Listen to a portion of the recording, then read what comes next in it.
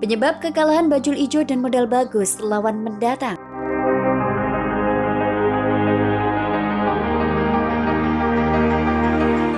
Usai dibabat habis oleh PSM Makassar pada Sabtu 10 September 2022, pelatih Persebaya Aji Santoso menyebut kekalahan timnya lantaran kesalahan sendiri. Dari 3 gol yang diciptakan PSM Makassar ke gawang Persebaya, 2 diantaranya adalah kesalahan pemainnya. Yang pertama, clearance yang tidak akurat. Kedua, penjaga gawang blunder. Yang ketiga, saya nggak bisa ngomong karena memang handball, ungkap Aji Santoso. Terlepas dari itu, pertandingan tadi sebenarnya berjalan cukup seru. Dengan keluarnya Leo Lelis ada sedikit pengaruh terhadap pertahanan kami, tambahnya. Pelatih berlisensi AFC Pro itu juga memuji pemain PSM Makassar yang di laga ini bermain bagus meskipun bermain tanpa 2 pemain asingnya, William Pluim dan Everton, karena pemulihan dari cedera. Sudah saya sampaikan di awal, meskipun tidak ada Pluim dan Everton, PSM tampil bagus. Tapi memang gol-gol yang terjadi itu kesalahan pemain kami sendiri, jelasnya. Tidak hanya pemain asing, Aji menilai bahwa sejatinya baik PSM dan Persebaya di laga ini memiliki kesamaan. Sama-sama banyak dihuni pemain muda. Ada yang membedakan dari Persebaya, ada beberapa pemain yang memang belum pernah merasakan Liga 1. Bahkan Liga 2, ini masih perlu jam terbang, jelas Aji Santoso.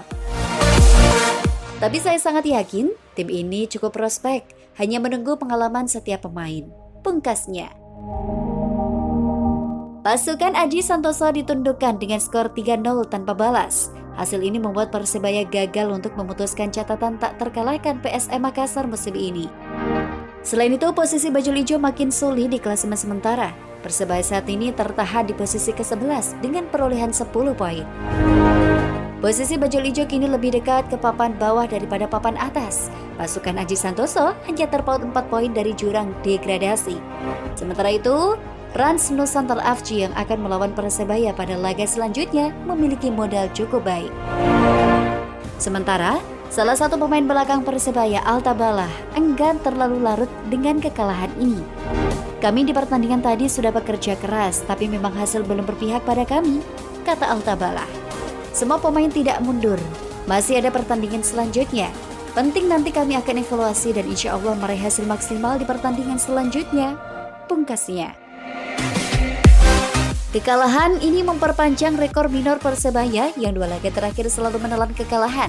Bahkan, total 9 laga yang dijalani Persebaya hanya meraih kemenangan 3 laga. 1 laga imbang, 5 laga sisanya menelan kekalahan.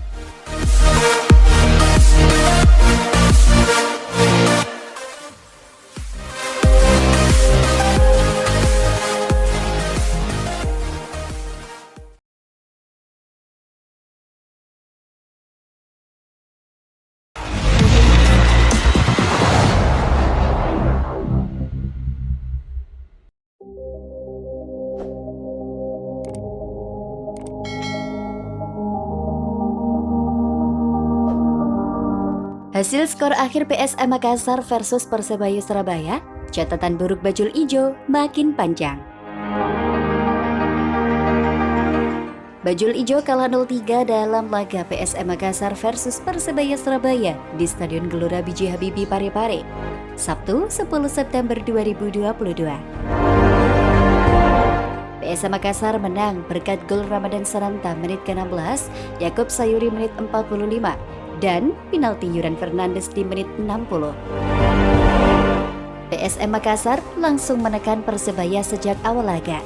Gawang Persebaya kebobolan di menit 16 lewat tendangan first time Ramadan Sananta. Tim berjuluk Juku Eja itu terus menyerang setelah unggul 1-0 dari Persebaya. Gawang Persebaya kembali kebobolan di menit ke-45. PSM Makassar unggul 2-0 lewat gol Yakub Sayuri. Babak pertama berakhir dengan 2-0 untuk keunggulan PSM Makassar. Persebaya mencoba berinisiatif menyerang di awal babak kedua.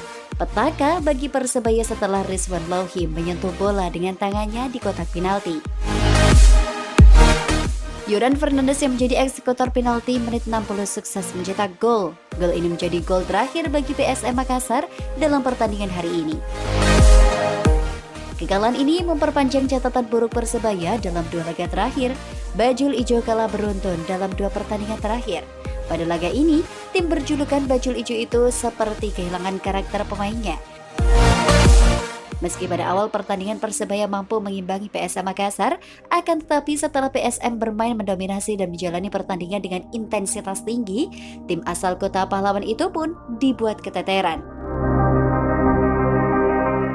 Sehingga mereka bermain di bawah tekanan hingga akhir laga. Bahkan terlihat cukup jelas Persebaya melempem dalam laga ini karena tak ada serangan mematikan dengan mampu membuat gawang PSM dalam posisi bahaya. Dengan hasil ini, Aji Santoso tentu saja menyayangkan, tetapi ia harus mengakui kualitas permainan PSM Makassar. PSM Makassar meneruskan tren tak terkalahkan musim ini, sementara Persebaya menelan kekalahan beruntun dari 2 laga terakhir. Hasil skor PSM versus Persebaya berakhir 3-0 untuk keunggulan tim tuan rumah.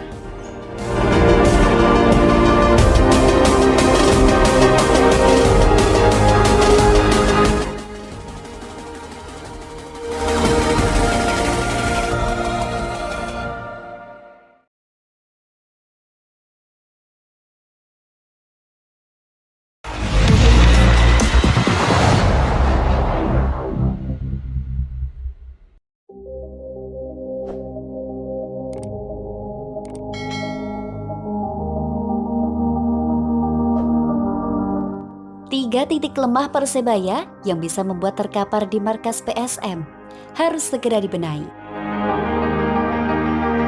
Persebaya Surabaya dijadwalkan melakoni partai tandang yang tidak mudah pada pekan ke-9 BRI Liga 1 2022-2023. Mereka akan melawat ke markas PSM Makassar di Stadion B.J. Habibie Parepare Sabtu 10 September 2022. Persebaya Surabaya memiliki waktu yang cukup sebelum melakoni pertandingan ini. Mereka memiliki lebih dari sepekan sebelum bertanding lagi, berbeda dengan beberapa laga sebelumnya yang memiliki jeda hanya 3-5 hari saja. Namun tantangan menghadapi PSM tidak mudah bagi Persebaya. PSM tercatat sebagai satu-satunya tim BRI Liga 1 musim ini yang masih belum terkalahkan. Juku Eja juga tercatat jadi tim yang baru kebobolan 4 gol, paling sedikit di BRI Liga 1 sejauh ini. Sayangnya Persebaya punya modal yang kurang baik karena sedang mengalami krisis gelandang serang. Klub berjulukan Bajul Ijo itu baru saja melepas Marcelino Ferdinand untuk bergabung timnas Indonesia U20. Seperti diketahui, timnas Indonesia U20 bakal menjalani kualifikasi Piala Asia U20 2023 di Surabaya pada 14 hingga 18 September 2022. Sementara itu, gelandang asing Igor Vidal juga masih belum diturunkan lantaran cedera masih membutuhkan perawatan. Tak ada gelandang serang dengan kemampuan sepadan yang tersisa di skuad Persebaya Surabaya. Aji Santoso harus memutar otak demi menutup lubang di lini tengah Persebaya Surabaya yang ditinggal Marcelino dan Vidal. Persebaya sebenarnya memiliki beberapa opsi untuk mengisi posisi itu. Brian Pondak misalnya, tapi dia belum berpengalaman. Kapten Alwis Lama juga bisa dimainkan di gelandang serang, namun posisi naturalnya di gelandang tengah. Lawatan ke PSM Makassar ini juga jadi misi bangkit bagi Persebaya setelah dipecundangi Bali United dalam pekan ke-8 lalu. Aji Santoso juga wajib melakukan perbaikan jika ingin mendapat poin lagi. Persebaya kini baru mengemas 10 poin dari 8 pertandingan, hasil dari 3 menang, 1 imbang, dan 4 kekalahan. Mereka menduduki posisi ke-9 klasemen sementara setelah pekan ke-8. Persebaya Surabaya baru mencetak 7 gol dari 8 laga. Namun, itu bukan berarti mereka merupakan tim yang tidak tampil menyerang. Para pemain Bajul Ijo malah memeragakan permainan agresif dan membukukan banyak peluang. Masalahnya, Sylvia Junior dan kawan-kawan kerap kali gagal memanfaatkan peluang emas di depan gawang lawan. Pelatih Aji Santoso menyadari ini merupakan kelemahan timnya yang perlu diatasi. Contohnya, Persebaya mampu unggul penguasaan bola saat melawan Bali United. Mereka bahkan melepaskan 17 tembakan, lebih baik dari tim lawan yang hanya 12 tembakan. Bajul Ijo bahkan membukukan 5 tembakan tepat sasaran, tapi tak ada yang berbuah gol.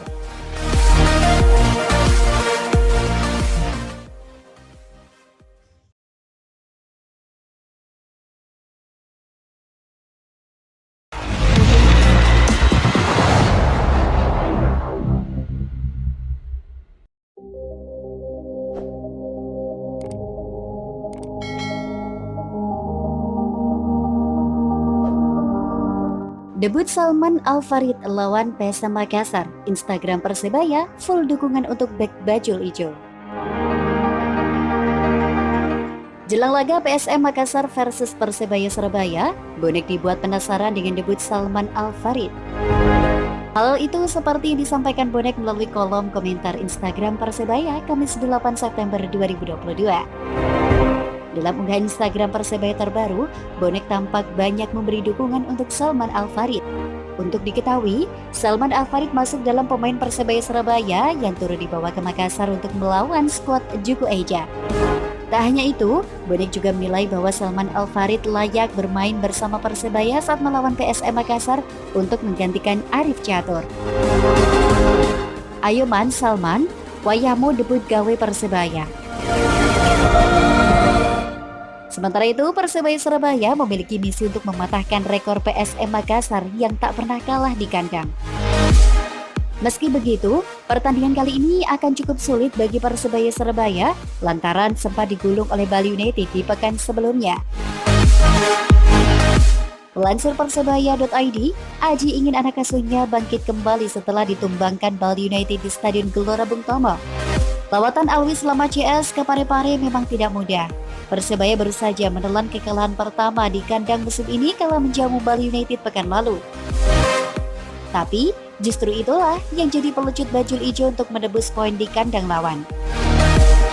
Di lain sisi, sang calon lawan justru kuat ketika bermain di kandang sendiri. PSM meraih 3 kemenangan dan 1 seri dari 4 pertandingan di Stadion B.J. Habibie. Semua sudah tahu, PSM tim kuat apalagi di kandang. Mereka juga tim yang kebobolan paling sedikit. Tapi kita tidak boleh takut, tidak boleh kalah sebelum bertanding, ungkap Aji. Maka dari itu, fighting spirit kita tidak boleh kalah. Harus berjuang untuk 3 poin sampai peluit panjang dibunyikan, tegasnya. Dalam misi ini, Aji membawa 22 pemain. Di dalamnya tidak turut serta Haigor Vidal dan Brilian Aldama yang masih dalam proses penyembuhan cedera. Winger lincah Ahmad Noviandani juga diistirahatkan dengan alasan kebugaran. Sementara itu, Salman Al-Farid dibawa dalam lawatan ke Sulawesi. Bek kiri tersebut untuk pertama kalinya dibawa dalam tur keluar kota Persebaya.